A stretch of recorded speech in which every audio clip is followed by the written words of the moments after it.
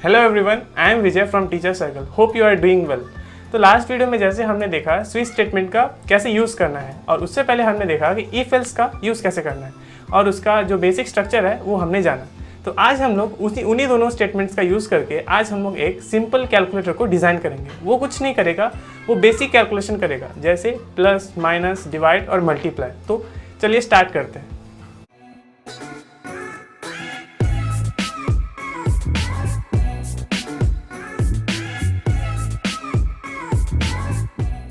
आज हम लोग जो करने वाले हैं, बेसिक कैलकुलेटर जो डिज़ाइन करेंगे वो इफ़ एल्स और स्विच यूज़ करके करेंगे।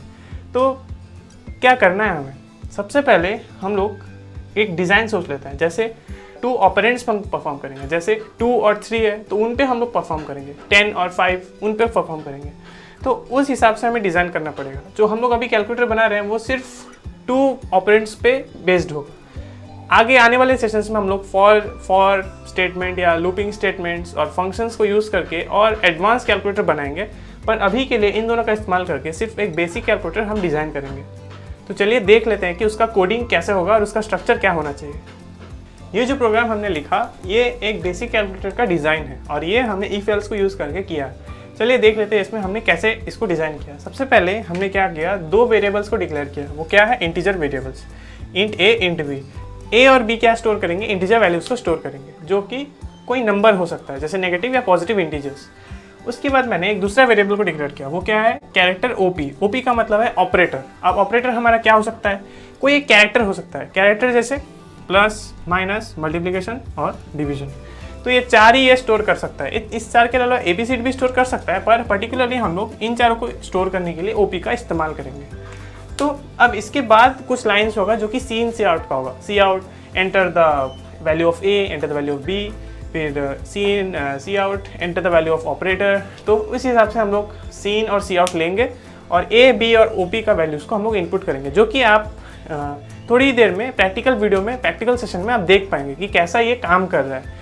तो अब स्टार्ट करते हैं। इफ़ यहाँ पे क्या हो रहा है, यहाँ से यहाँ तक, if O P is equals to plus, मतलब अगर ऑपरेटर अगर प्लस हुआ तो हम लोग क्या परफॉर्म करेंगे, एडिशन परफॉर्म करेंगे। किन दोनों का एडिशन, ए और बी का एडिशन। तो उसके लिए मैंने ये लाइन लिखा। फिर से नेक्स्ट लाइन में क्या होगा, अगर ये फॉल्स चला गया, अगर ओ पी प्लस नहीं है, मान लीजिए ओ पी को मैंने माइनस से इनिशियलाइज किया था, तो क्या होगा, ये वाला स्टेटमेंट रन होगा। क्योंकि ये ट्रू है तो इसके अंदर जो मैं कोड लिखूंगा वो रन होगा। मान लीजिए मैंने डिवाइड दिया था ओपी को, तो ये दोनों में डिवाइड है ही नहीं, तो ये दोनों स्किप कर जाएगा, और स्किप करके डिवीजन वाला जो ब्लॉक है वो एग्जीक्यूट होगा। आप प्रैक्टिकल सेशन में देख पाएंगे कि कैसे वो काम कर रहा है। मैं अभी एक सिर्फ डिज़ाइन इसका दिखा रहा हूँ कि कैसा होना चाहिए इसको। ये वाला लाइन समझ लेते हैं। सी आउट ए का वैल्यू वो प्रिंट करेगा, ऑपरेटर वो दिखाएगा, बी का वैल्यू प्रिंट करेगा, equals to sum addition print करेगा। अब इसका एक एग्जांपल ले लेते हैं। जैसे कि ए का वैल्यू मैंने ले लिया 5 और बी का वैल्यू मैंने ले लिया 7। तो ये जो स्टेटमेंट है सी आउट वाला, ये क्या प्रिंट करेगा, सी आउट वाला कुछ ए प्रिंट करेगा, 5 + 7 इज इक्वल्स टू 12। ये हमारा आउटपुट स्क्रीन में प्रिंट हो जाएगा। और ओपी का मैंने क्या वैल्यू इंक्लूड किया था, ओपी का वैल्यू मैंने प्लस दिया था। तो अगर इनपुट हम देंगे तो आउटपुट हम लोग को ये मिलेगा। तो इसी तरीके से अगर मैं ए, बी और ओपी का वैल्यूज़ को चेंज करूँ तो मुझे उसके हिसाब से अलग अलग आंसर्स मिलेंगे।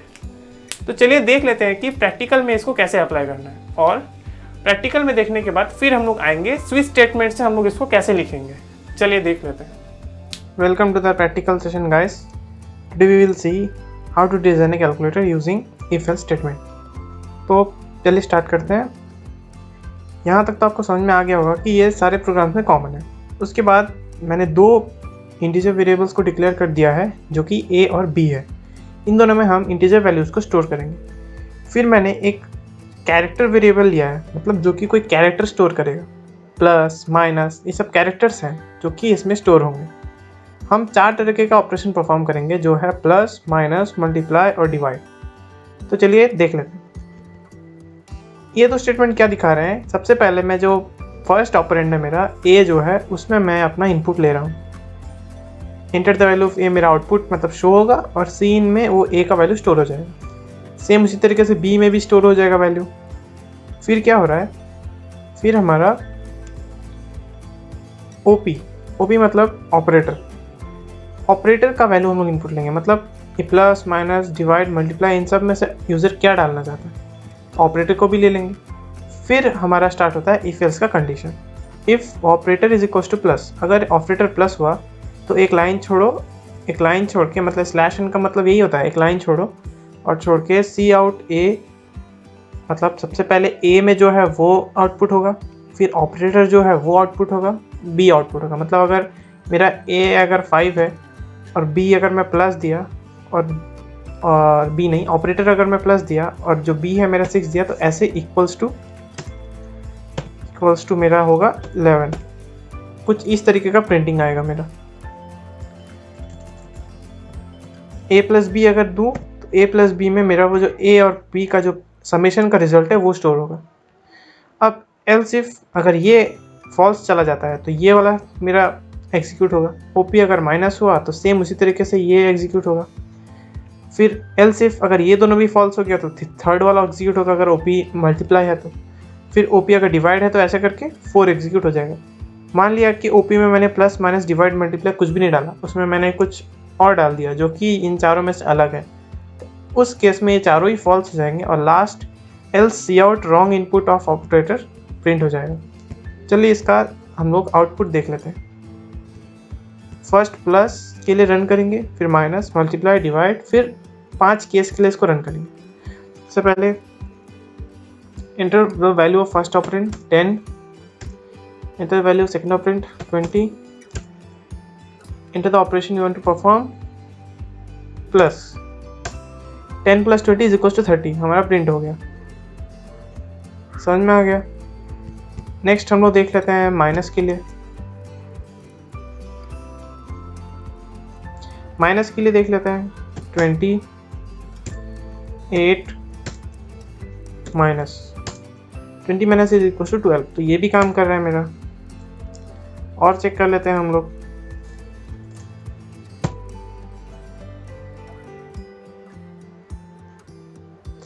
Enter the value of first operand जो कि मेरा 45 मान लेते हैं और सेकेंड ऑपरेंड मान लेता हूँ 3, और मैं अभी परफॉर्म करूँगा मल्टीप्लिकेशन। 45 × 3 135 जो कि अच्छे से प्रिंट हो गया, सही काम कर रहा है। लास्ट एक डिवाइड चेक कर लेते हैं, उसके बाद एक और चेक करेंगे जो कि होगा हमारा नल वैल्यू। चेक करते हैं 144 डिवाइडेड बाय 2 ना 12 divide 144 divided by 12 is equal to 12। सही है। अब लास्ट वैल्यू चेक कर लेते हैं जो कि है हमारा नल वैल्यू, मतलब कुछ भी नहीं, कुछ गलत डालेंगे हम इनपुट। फर्स्ट ऑपरेंड जो होगा हमारा 5, सेकेंड कुछ भी ले लो 2, थर्ड में मैं कुछ अलग डाल देता हूँ, जैसे percentage wrong input of operator, जो कि हमारे कैलकुलेटर के स्कोप के बियॉन्ड है, तो ये सही काम कर रहा है। तो चलिए फिर से देख लेते हैं कि स्विच कैसे काम करेगा। पहले थियोरी देख लेते हैं, फिर प्रैक्टिकल में वापस आएंगे। आई होप प्रैक्टिकल देख के आपको इफ एल से जो मैंने कैलकुलेटर आपको डिस्क्राइब किया था वो आपको समझ में आ गया होगा। अभी हम लोग देख लेते हैं स्विच से हम लोग कैलकुलेटर को कैसे डिज़ाइन करेंगे। तो सेम जैसे इफ एल्स में हमने किया था, 3 वेरिएबल्स को डिक्लेयर किया और इनपुट ले लिया। इनपुट लेने के बाद हमने स्विच के अंदर ओपी को डाला, मतलब ओपी का वैल्यू जो है वो हर एक केस में कंपेयर होगा। क्या ओपी प्लस के बराबर है? अगर ट्रू होगा तो हमारा ये स्टेटमेंट प्रिंट हो जाएगा, a + b और a + b का वैल्यू प्रिंट हो जाएगा। अगर और ब्रेक होने के बाद वो बाहर आ जाएगा। अगर ये फॉल्स हो जाता है ये ब्लॉक, तो हमारा बाहर आ जाएगा। बाहर आने के बाद एक केस 2, मतलब ये के माइनस वाले केस में रन होगा वो। क्या ओपी का वैल्यू माइनस है तो माइनस पे लिए चलेगा। अगर वो फॉल्स है तो बाहर आ जाएगा या एग्जीक्यूट होकर ब्रेक करके फिर प्रोग्राम में चलने लगेगा। तो चलिए देख लेते हैं कि ये एग्जीक्यूट कैसे हो रहा है और एक एग्जांपल देख लेते हैं कि यहाँ पे काम कैसे कर रहा है। मार्कर दे, वही दे दे ब्लू वाला। हाँ ठीक है। तो चलिए देख लेते हैं कि एक इनपुट एग्जांपल ले लेते हैं कि कैसे वो काम करेगा। जैसे अगर मैं a का वैल्यू ले लेता हूँ 10 और b का वैल्यू ले लेता हूँ 20 और OP का वैल्यू मैं लेता हूँ तुम्हारा मल्टीप्लिकेशन। तो सबसे पहले क्या होगा, a b का वैल्यू इसमें स्टोर हो जाएगा। उसके बाद OP का जो वैल्यू है x यहाँ पे मल्टीप्लिकेशन आ जाएगा।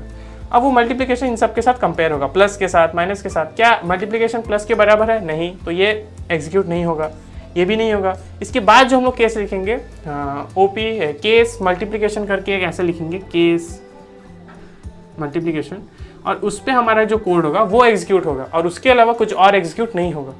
तो इस तरीके से हमारा जो फिर वहाँ पे स्टेटमेंट होगा वो कुछ ऐसा प्रिंट होगा, a into B is equals to 200।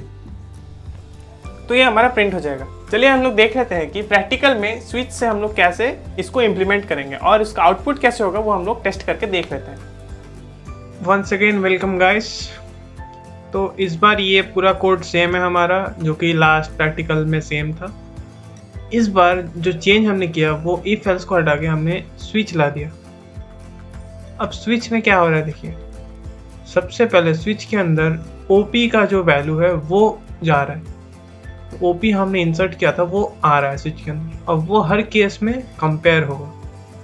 OP का वैल्यू पहले प्लस के साथ कंपेयर होगा, माइनस के साथ, फिर मल्टीप्लाई के साथ, फिर डिवाइड के साथ। और अगर इन चारों का आंसर फॉल्स होता है तो डिफ़ॉल्ट हमारा जो सी आउट रॉन्ग ऑपरेटर है ये हमारा प्रिंट हो जाएगा।